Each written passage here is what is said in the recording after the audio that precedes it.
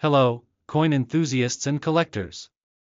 Welcome back to Old Charles, your go-to channel for all things related to rare and collectible coins. In today's episode, we're diving into the fascinating world of the 1965 United States Liberty Quarter Dollar. Is it valuable? Is it rare? And what makes it so special? Stick around to find out. Let's rewind to the year 1965. This was a pivotal year for U.S. coinage because it marked a major shift in how coins were made. Before 1965, quarters were composed of 90% silver and 10% copper. However, due to a nationwide silver shortage, the U.S. Mint decided to eliminate silver from circulating quarters entirely. Instead, the 1965 quarters were made from a copper-nickel clad composition, with a pure copper core sandwiched between two outer layers of nickel. This composition remains the standard for quarters even today. The transition was a big deal back then, and as a result, the 1965 quarter became the first U.S. quarter to contain zero silver. Now, let's take a closer look at the design of this iconic coin. On the obverse, or front, you'll see the familiar portrait of George Washington, designed by John Flanagan in 1932.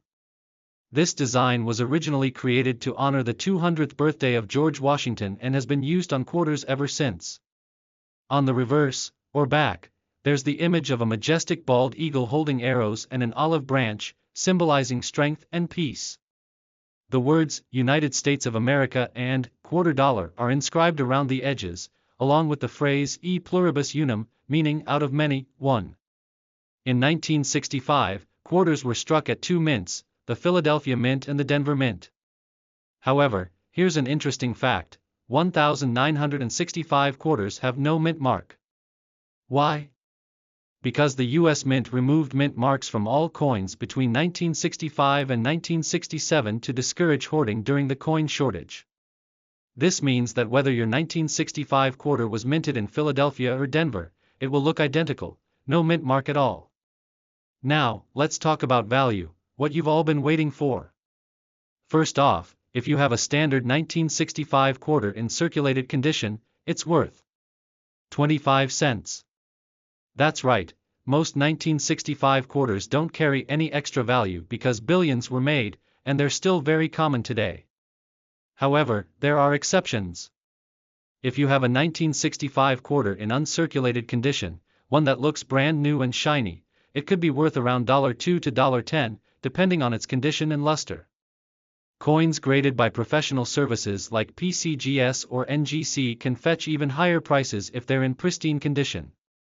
For example, a 1965 quarter graded MS-67 by PCGS sold for over $1,000 at auction. So, if you think you've got a high-quality 1965 quarter, it might be worth getting it professionally graded. Now here's a secret that not many people know. During the transition from silver to clad coins in 1965, a small number of silver quarters were accidentally struck using leftover silver blanks from 1964. These error coins are incredibly rare and highly valuable. Look at the edge of the coin. A regular 1965 quarter will have a copper-colored core visible on the edge. A silver 1965 quarter will have no copper color on the edge and will be completely silver in appearance. If you're lucky enough to find one of these rare silver 1965 quarters, it could to sum it up, the 1965 Liberty Quarter is a historic coin that represents a major shift in U.S. coinage. While most are worth just face value, those in excellent condition or with unique errors can be worth significantly more. If you're a collector, keep an eye out for those rare silver quarters, and don't forget to check the condition of your coins. You never know, you might just have a hidden treasure in your pocket change. The story of the 1965 Liberty Quarter begins during a fascinating time in American history. The 1960s were a Congress passed the Coinage Act of 1965, which eliminated silver from dimes and quarters entirely and reduced the silver content in half dollars from 90% to 40%. This act also introduced the copper-nickel clad composition that is still used for U.S. quarters today. The copper core gave the coins a distinctive reddish-brown edge, which helped distinguish them from the older silver coins. Interestingly, to ensure a smooth transition, the U.S. Mint continued using the designs from previous silver quarters, including John Flanagan portrait of George Washington on the obverse and the eagle on the reverse. This continuity made it easy for the public to accept the new coins, even though they no longer contained silver. The 1965 quarter became the first quarter in U.S. history to have zero silver content, marking the start of a new era in American coinage. Over 1.8 billion quarters were struck in 1965, making it one of the highest mintage coins at the time. To address fears of hoarding, the U.S. Mint also implemented a temporary change. From 1965 to 1967, no mint marks were added to any coins. This policy was intended to discourage collectors from stockpiling coins based on their mint origin, allowing more quarters to stay in circulation. Here's the condition and grading section for your video, explaining how the value of a 1965 Liberty quarter depends on its condition of the coin is absolutely critical. Coin collectors and numismatists use a standardized grading system to assess a coin's condition, ranging from heavily worn coins in good condition to pristine, uncirculated coins in a mint state. If your 1965 quarter has been in circulation for a long time, it's likely to have noticeable wear and tear. In this condition, the finer details of Washington's hair, the eagle's feathers, and other elements may be worn smooth. Coins in these grades are generally worth only face value, 25 cents, because they're so common. In slightly better condition, you'll start to see more detail on the coin, like sharper lines in Washington's hair or the eagle's wings. Quarters in this grade might fetch around $0.50 to $1, but they're still relatively easy to find. If your 1965 quarter looks brand new with no signs of wear, it falls into the mint state category.